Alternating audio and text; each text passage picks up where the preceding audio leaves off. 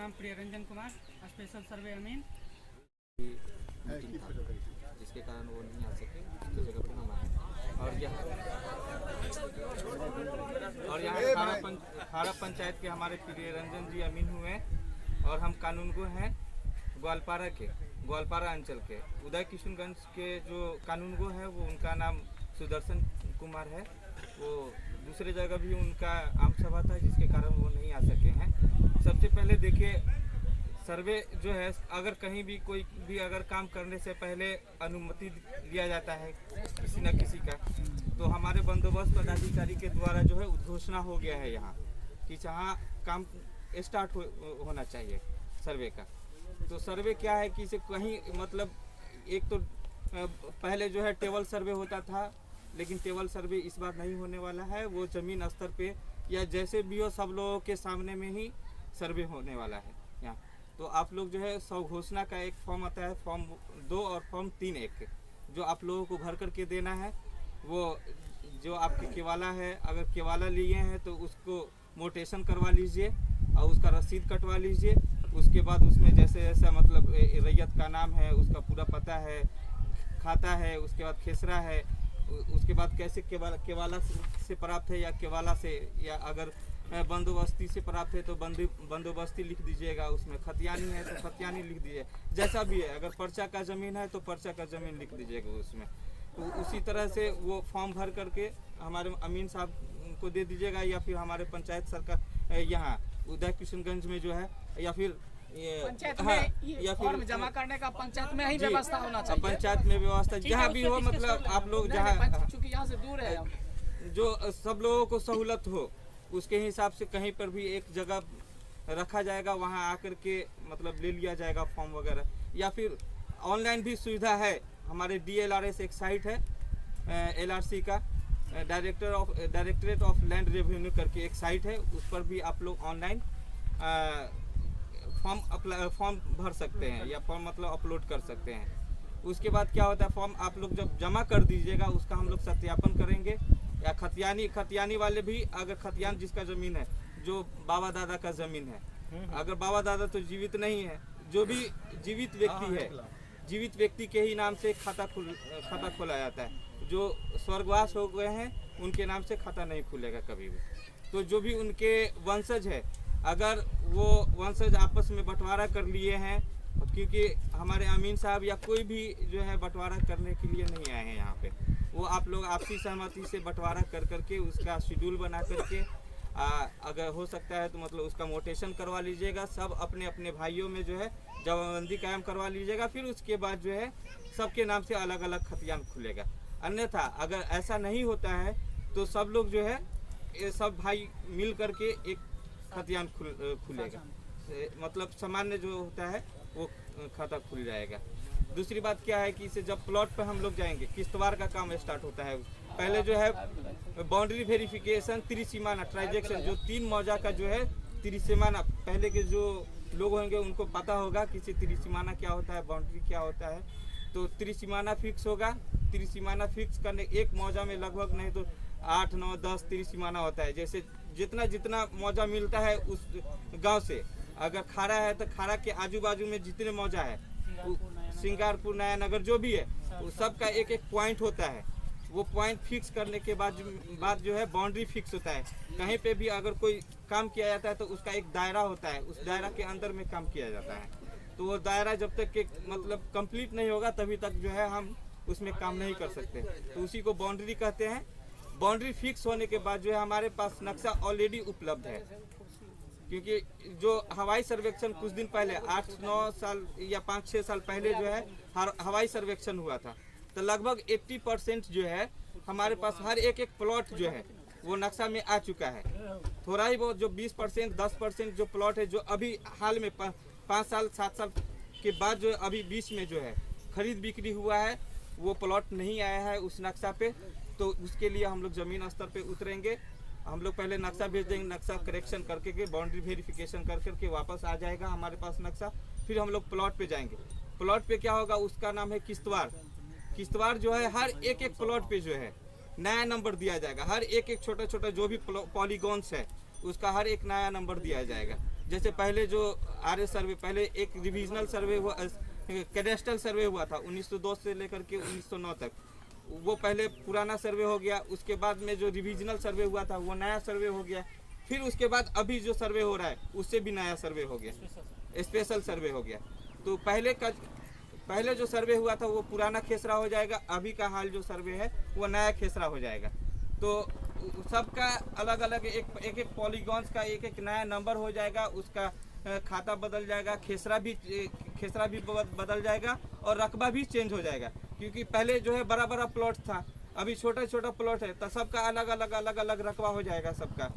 तो अमीन साहब जाएंगे, हर एक प्लॉट का जो है इनको नया नंबर देना होगा, उनका नाम, जो भी उनके प्लॉट के व्यक्ति है उनका नाम, उनका जो भी पता है वो, और कैसे उनका मतलब प्राप्त हुआ है, वैधानिक आधार जो है उनका खतियान से प्राप्त हुआ है या फिर केवाला से प्राप्त हुआ है या बास्कित पर्चा है या फिर जैसा भी जिस आधार पे उनको प्राप्त हुआ है वो सारा डिटेल्स लिख करके लेकर के आएंगे।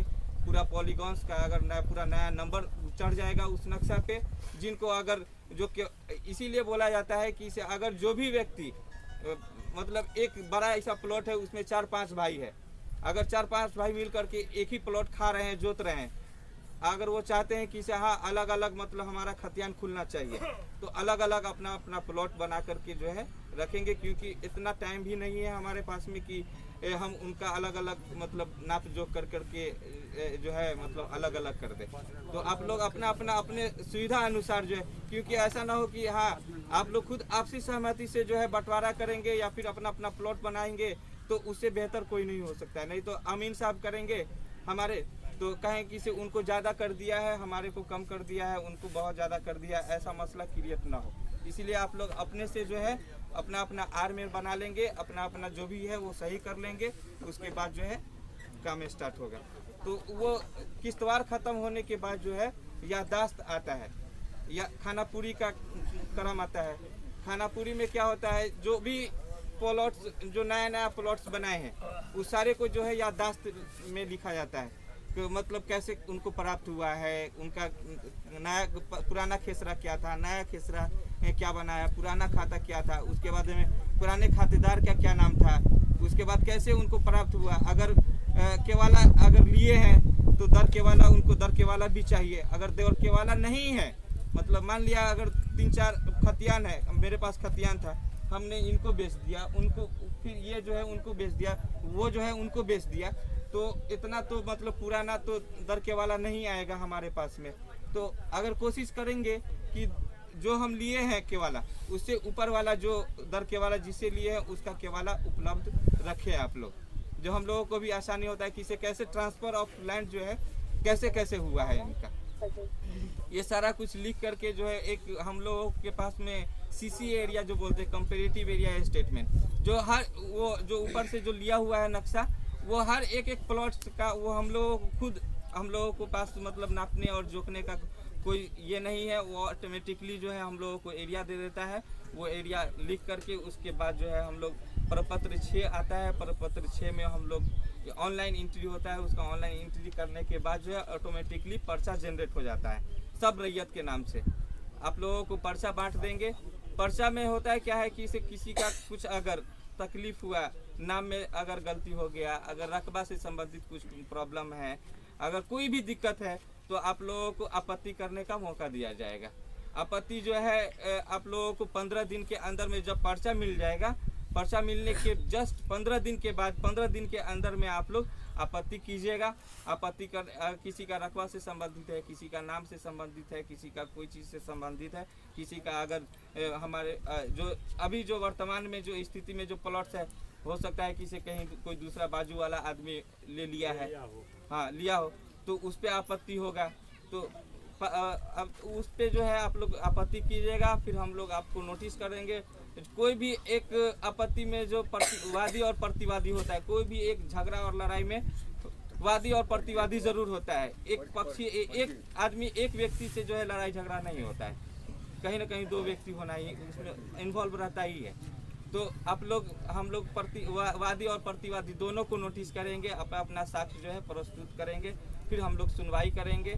सुनवाई जो है एक रैयती ज़मीन जो है उनका सुनवाई कानूनगो साहब करेंगे, और जो भी सरकारी ज़मीन के रिलेटेड है वो हमारे सेटलमेंट ऑफिसर जो है साधना कुमारी यहाँ की ग्वालपारा और उदय किशनगंज दोनों की जो है असिस्टेंट सेटलमेंट ऑफिसर साधना कुमारी है, वो लेडीज है जिसके कारण नहीं आ पाई है, उनका भी कुछ काम था तो वो सुनेगी। उसके बाद जो है सुनवाई होने के बाद आप लोगों को फिर से पर्चा मिलेगा। पर्चा मिलने के बाद अगर फिर वापस आपको उसमें कुछ लगता है कि से नहीं हमको हमारे पक्ष में नहीं सुनवाई हुआ है, फिर आप लोग आपत्ति करेंगे, फिर उस पर सुनवाई होगा। इसी तरह जो है 3 स्टेज में आप लोगों को मतलब आपत्ति करने का मौका दिया जाएगा। अगर 3 स्टेज में भी जो है आप लोगों का अगर नहीं सुधार होता है तो ये यहाँ पर सर्वे का काम लगभग प्रपत्र 22 तक जो है पूरा खतियान पब्लिश हो जाएगा। अगर उस पर भी अगर नहीं सुधार तो सर्वे का काम यहाँ पे तो ख़त्म होता है। फिर उसके बाद आप लोगों का आपत्ति जो है DCLR के पास करना होगा। तो यही एक प्रोसेस है सर्वे का। अगर किसी को अगर कुछ इसमें प्रॉब्लम है या किसी को कुछ दिक्कत है जी जी 23 एकड़ जमीन है जी ठीक है, खतियान मेरे दादाजी के नाम से है जी दखल कवच का पर का रहेगा, वो सब फिलअप करके फिर हम लोग के माध्यम से जो है बता दिया जाएगा कि भाई कहाँ आप लोग सहूलियत है, उसके हिसाब से काम किया जाएगा। भाई आप लोग जितना से जल्दी और जितना ज़्यादा से ज़्यादा उपलब्ध करा दीजिए। और आप लोग का जो है आरमेर जैसे आप लोग खेत बाड़ी कर रहे हैं तो इधर उधर थोड़ा बहुत होगा तो उन लोग को उस सब भी ठीक कर लेना है, ताकि उस समय सर्वे में जिसमें हम लोग प्लॉट पे उतरेंगे तो उस समय दिक्कत ना हो कि हाँ सर मेरा इधर भी है तो ये सब नहीं ना, सबका आदमी का नहीं सुन पाएंगे कि भाई हाँ हमारे इधर उधर। तो आप लोग अपना उस तरह से बना लीजिएगा। और इधर 4-5 साल में जो आदमी इधर उधर हुआ होगा, जैसे कुछ आदमी कवाला किए होंगे, कुछ आदमी कवाला लिए होंगे और हाँ। तो उसमें नापी जोखी करके जो अलग किए होंगे तो वो सब भी सही कर लीजिएगा। और ना बाकी बात जो कवाला वाला है सब सही कर लीजिए। जिनका हो गया हेरा गया बहुत सारा आप लोग पास दिक्कत होगा तो वो सब भी उपलब्ध करवा लीजिए। काहे कि पेपर तो चाहिए ही, ज़मीन है तो पेपर भी होगा ही आप लोग के पास, तो ये सब भी सही करा लीजिए। और बहुत आदमी का ये भी क्वेश्चन हो सकता है कि सर मेरा विगत सर्वे जो हुआ RS उसमें दूसरे के नाम पे हो गया, तो वो सब भाई हम लोग जो प्रेजेंट है RS उसके मान के चलेंगे। यदि आप लोग को उसमें कोई दिक्कत है CS में तो वो आप सुधार करवा लीजिए। क्योंकि एक चीज़ है